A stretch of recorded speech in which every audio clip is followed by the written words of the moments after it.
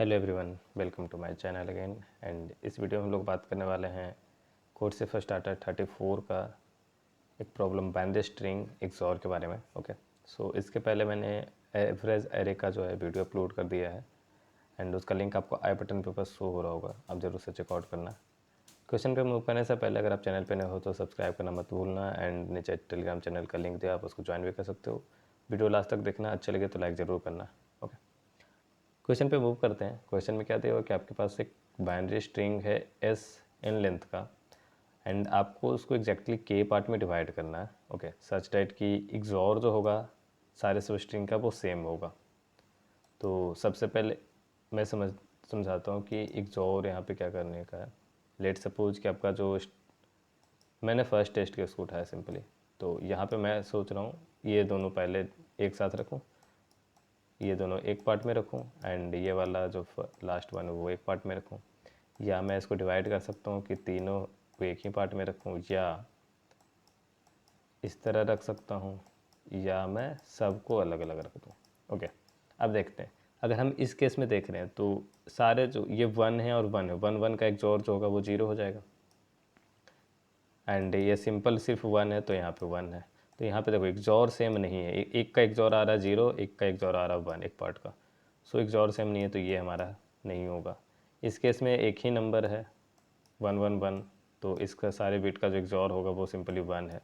तो यहाँ पे तो सिंगल है तो इक्वल ही है। इस केस में भी सेम सिमिलर इसके जैसा ही है, यहाँ पे जीरो हो रहा और यहाँ पे एक्सॉर वन हो रहा, तो सेम नहीं है। ओके, एंड इस केस में देखें तो तीनों का एक्सॉर, ये इसका भी एक्सॉर सिंपल वन है, इसका वन है, तो ये सेम है। ओके, तो ये चल सकता है तीन के लिए।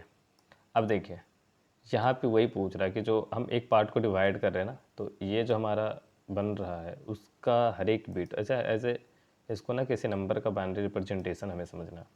सो इसका अगर हम एक्सॉर लेंगे वन एंड वन के बिट का, तो ये वन वन जीरो होगा ऑलवेज।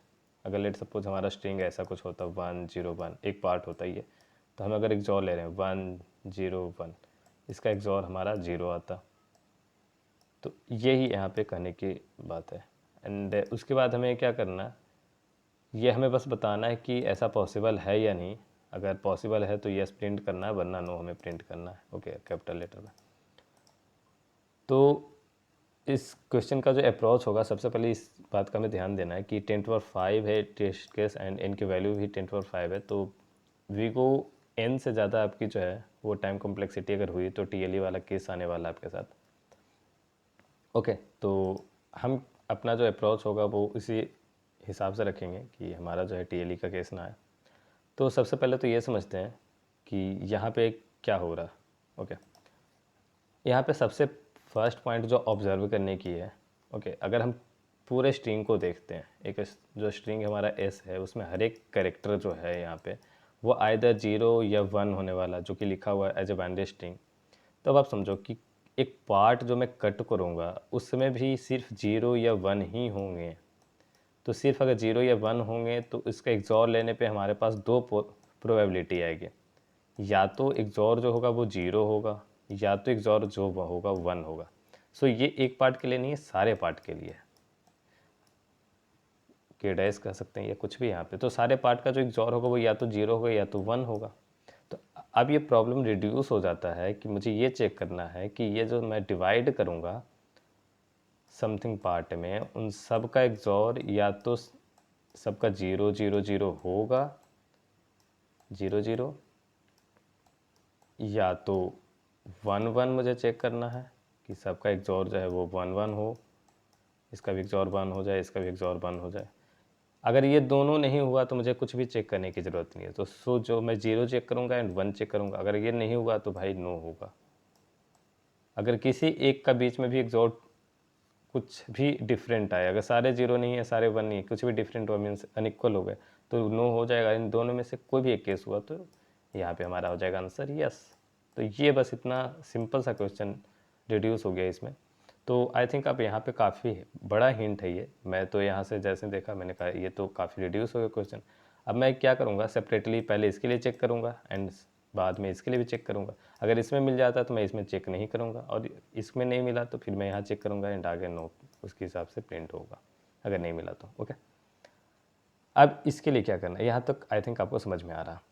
अब यहाँ से थोड़ा सा मुझे और बदलना होगा, क्योंकि हम देख चुके हैं कि आइदर 0 या 1 होने वाला है। तो मैं क्या करूँ, स्ट्रिंग लिया मैंने s, और मैं शुरू से इनिशियली फर्स्ट पोजीशन से, लेट सपोज आपका स्ट्रिंग है 0 to n लेंथ का जो है वो दिया हुआ है ऐसा।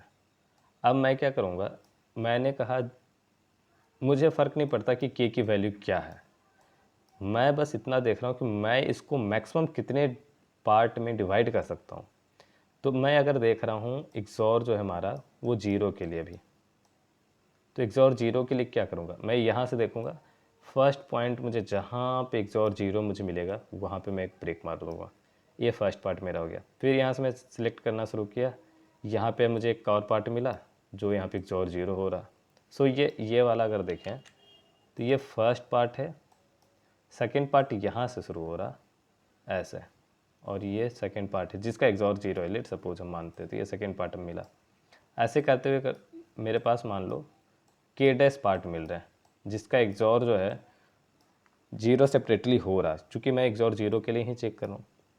अब क्या होगा, दो कंडीशन हो सकती है, k डैश जो होगा वो या तो बड़ा होगा या बराबर होगा k से, या तो k डैश जो होगा वो छोटा होगा। मीन्स हम जितना पार्ट चाह रहे हैं उतना पार्ट मिला ही नहीं, हमारी रिक्वायरमेंट 10 की होगी और पूरा में अगर हम 0 0 XOR करने की सोच रहे हैं तो हमारे पास मान लो 2 पार्ट 1 पार्ट आ रहा है। तो इस केस में हमारे पास तो ये वाला तो हम समझ रहे हैं कि हमें आगे फर्दर 1 के लिए भी चेकअप करना होगा, यहाँ पे 1 के लिए भी चेक करना। और इस केस में क्या होगा, इस केस में डायरेक्ट आपको यस प्रिंट करना है। क्यों करना है, अब देखो एक पार्ट है जिसका XOR 0 हो गया, ठीक है, और आप मान लो कि आपके पास जो है टोटल k की वैल्यू 10 है, ओके, k की वैल्यू 10 है और आपको मिल गए हैं 15 पार्ट।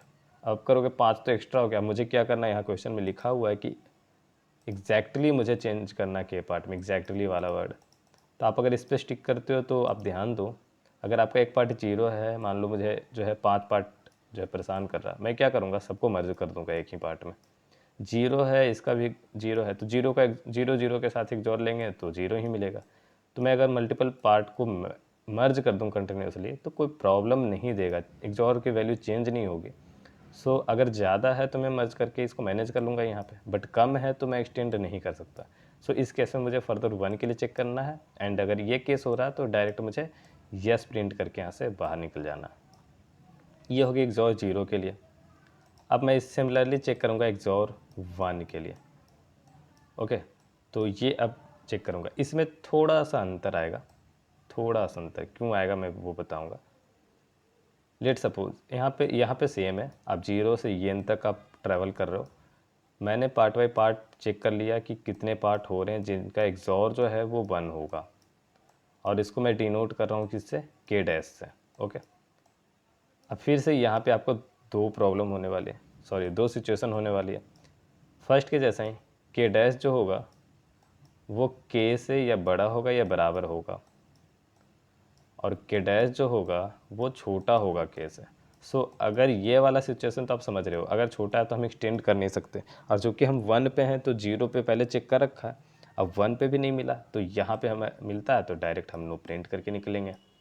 जब इक्वल हो रहा है यहाँ पे, इस केस में देखेंगे अगर इक्वल हो रहा है या ग्रेटर हो रहा है, तो इक्वल में तो आप समझ रहे हो इक्वल है तो ठीक है यस होगा, बट अगर ग्रेटर हो गया तो क्या करेंगे, तो उसी केस में हम इक्वल वाले को भी हैंडल कर लेते हैं साथ में।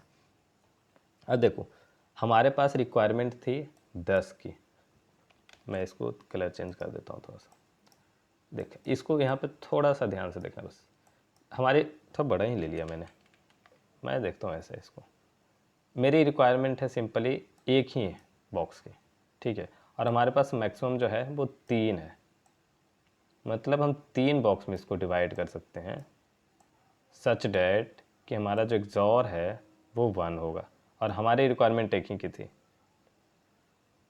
ठीक है। तो अब क्या होगा, यहाँ पे देखो इसका XOR 1 है, इसका XOR भी 1 है, इस पार्ट का और इस पार्ट का भी XOR 1 है। अगर मैं इस दो पार्ट को मैं मर्ज करूँगा तो मेरा XOR जो होगा 1 1 के साथ मिलके 0 हो जाएगा। तो हमारा जो ऐसे जो हम समझ रहे थे कि इसको मैनेज करें तो यहाँ पे इस तरह का होगा, और जब इसको भी मर्ज करेंगे तो हमारा 1 बनेगा। बट अगर हमारी जो ये 3 वैल्यू है, ये 2 वैल्यू होती या 4 वैल्यू होती, अब इसको देखो 4 वैल्यू होती तो भी ये प्रॉब्लम करता। चूँकि 1 1 की जो एक्सॉर वैल्यू है दोनों लेने पे ये चेंज होकर 0 हो जाती है, तो साइज तो एक घट गया, वो हमारे फ़ायदे के लिए है, बट यहाँ पे एक्सॉर वैल्यू भी चेंज हो गई। सो नेक्स्ट टाइम मुझे फिर से एक्सॉर वैल्यू 1 लाने के लिए एक और के साथ मुझे इसको एक्सॉर करना पड़ेगा। सो यहाँ पे हम देख रहे हैं कि जितना जो हमारा डिफरेंस है ये डिफरेंस है, तो ऑड पे 1 टाइम कर रहे हैं तो चेंज हो रही है, 3 टाइम करेंगे तो भी चेंज हो जाएगी। तो ऑड टाइम्स अगर होगा तो हमारी वैल्यू चेंज होगी, मीन्स ऑड टाइम्स करेंगे, ऑड टाइम्स जो है हमारा ज़्यादा अगर है तो नहीं हो पाएगा। तब इस केस में हमारे पास जो होगी एक ब्लॉक की जो एक्सॉर है वो 1 ना होकर 0 हो जाएगी। जैसा आप देख सकते हैं यहाँ पे अगर मैंने 1 टाइम इसको किया तो 4, अगर 4 है और हमारी रिक्वायरमेंट 3 होती है, ऐसे समझो हमारी रिक्वायरमेंट ही 3 होती तो मैं 1 टाइम कर लेता। और यहाँ पे जैसे आप देख सकते हो कि 1 टाइम करने पे तो कोई दिक्कत नहीं, 0 0 की एक्सॉर 0 ही हो रही थी, बट यहाँ पे 1 1 का एक्सॉर 0 हो जाएगा। और जब 1 टाइम करेंगे तो 3 तो हमारा साइज हो जाएगा इसका, बट एक वैल्यू जो होगी वो 0 होगी। सो एक वैल्यू 0 है, मीन्स ऑड टाइम करने पर एक वैल्यू तो आपको 0 आने वाली है। इवन टाइम्स करने पर क्यों 0 नहीं आएगी, क्योंकि वो ऑड टाइम्स में 0 आई है और अगेन 0 के साथ 1 एक टाइम और कर देंगे तो इवन होगा। एंड इसका जैसे हम करेंगे तो हमारा साइज 2 घटेगा और वो दोनों वैल्यू जो होगी वो सेम 1 1 हो जाएगी। तो ऑड टाइम्स में 0 रह जाएगा एक, इवन टाइम्स में सारे 1 हो जाएंगे। तो इवन टाइम्स जब होगा डिफरेंस जो हमारी रिक्वायरमेंट है और ये जो हमारे के डैश आया वो मैक्सिमम ज़्यादा होने के बाद, ये वाली सिचुएशन के बाद हमें इवन चेक करनी है। ये नहीं कि कम है तो भी इवन चेक करके डाल दिए, ये नहीं होने वाला। तो ये चीज़ हम देख लिया, इसी चीज़ को बस मैंने कोड में किया है और कुछ ज़्यादा भी नहीं किया। सो चलते हैं कोड पे। स्ट्रिंग और एन की इनपुट ले लिया यहाँ पे। सबसे पहले अगर जो हमारा part number of part divide करना वो एन से अगर बड़ा है, मीन्स हमारी स्ट्रिंग की लेंथ ही 5 है और हमारी रिक्वायरमेंट 10 की हो रही है, तो हम तो कुछ नहीं कर सकते ना, हमें चेक करने की ज़रूरत ही नहीं, सिंपली यहाँ पे नो प्रिंट करके निकल गया। कैलकुलेटेड किए में मैं वो निकाल रहा हूँ कि मैक्सिमम कितने पार्ट में मैं डिवाइड कर सकता हूँ, और टेम्प्रेरी एक्सॉर में मैं उस पार्ट की टेम्प्रेरी एक्सॉर वैल्यू स्टोर कर रहा हूँ यहाँ पे। सो यहाँ पे मैं कैलकुलेट करना शुरू किया 0 के लिए, यहाँ पे देख रहे हो चेक फॉर 0, मैंने 0 के लिए कैलकुलेट किया, 0 के लिए चेक कर रहा हूँ, 0 के लिए चेक कर रहा हूँ ये वैल्यू। और ये क्यों रखा हूँ, ऐसा हो सकता है मैंने रखा स्ट्रिंग है हमारे 0 0 0 0 1, ठीक है। अब मेरी रिक्वायरमेंट है के इक्वल टू 2 पार्ट की, तो यहाँ पे आप देख रहे हो 1 पार्ट 2 पार्ट 3 पार्ट 4 पार्ट हो गया जो 0 दे रहा है मुझे। बट ये ओवरऑल जो एरे है उसमें एक 1 के कारण टोटल एक्सॉर 1 हो जाएगा। मुझे सारे स्ट्रिंग के कैरेक्टर यूज़ करने थे, तो मैं किसी भी कैरेक्टर को मिस नहीं करना है मुझे, तो मैं लास्ट में चेक कर रहा हूँ कि सारे कैरेक्टर को एक्सॉर लेने पे भी 0 आ रहा है या ना, मीन्स लास्ट तक में 0 आ रहा है या नहीं। तो ये चीज़ होनी ज़रूरी है, वरना यहाँ पे तो आप देखो 4 वैल्यू एंड आपकी रिक्वायरमेंट 2 की, तो अब ऑब्वियसली आंसर उसमें 2 जो सही तो होगा, बट यहाँ पे ये नो आंसर आना चाहिए उसके हिसाब से। तो ये आपको डालना ज़रूरी है। अगर ये दोनों चीज़ हो रहा है तो यस होगा, नहीं तो 1 के लिए चेक करेंगे, सिंपली 1 के लिए सिमिलर चीज़ है, मैं नहीं बोलूँगा एग्जैक्ट सेम है, बट थोड़ा सा चेंज यहाँ पे क्यों है आप समझ सकते हो ये चीज़ कि एक्सॉर जो है यहाँ पे 0 रखना ज़रूरी है, ठीक है। तो एंड सेम चीज़ मैंने किया, फिर डिफरेंस मैंने निकाला, डिफरेंस को मैं देख रहा हूँ ग्रेटर देन 0 होगा, मीन्स फर्स्ट वाला जो कंडीशन हमारा था ये k dash greater than equal to k, and difference जो है वो इवन होना चाहिए, तो इवन है तो यस प्रिंट करना है, दोनों में नहीं हो रहा तो नो प्रिंट करना। एक चीज़ मैं ये बता दूँ, टेम्पररी एक्सॉर को मैं यहाँ 0 क्यों कर रहा हूँ, अगर देखो मैंने यहाँ 0 लिखा 1 लिखा और यहाँ पे 1 है, यहाँ मैंने चेक किया था टेम्पररी एक्सॉर की वैल्यू जो हमारी है वो 0 हो रही है, ठीक है। यहाँ पे मैंने चेक किया तो टेम्पररी एक्सॉर की वैल्यू 1 आ गई, यहाँ पे मेरी जो काउंटिंग है वो बढ़ गई, काउंटिंग बढ़ गई। अब मैं अगर इसको छोड़ दूँ एज इट इज़ 1 पे छोड़ दूँ तो नेक्स्ट टाइम ये 1 के साथ 1 मिल के 0 हो जाएगा। तो मुझे क्या करना है, यहाँ पे एक ब्रेक तो मैंने लगा रखा, ये जो है मेरा एक लाइन तो क्रिएट हो गया, बट नेक्स्ट टाइम पे जब ये कैलकुलेट होगा तो ये साथ में जो है प्रॉब्लम करने वाला है। तो इसके लिए अगर एक्सॉर शुरू करना है तो मुझे यहाँ से बिगिनिंग से शुरू करनी है, ओके। तो बिगिनिंग से शुरू करना तो उस हिसाब से मुझे यहाँ पे 0 रखना ज़रूरी था। तो और इस क्वेश्चन में तो और कुछ नहीं है, तो अगर आपने वीडियो लास्ट तक देखा है, अच्छा लगा हो तो लाइक ज़रूर करना, चैनल पे नए हो तो सब्सक्राइब करना मत भूलना। बाकी मिलते हैं अगले वीडियो में, बाय बाय।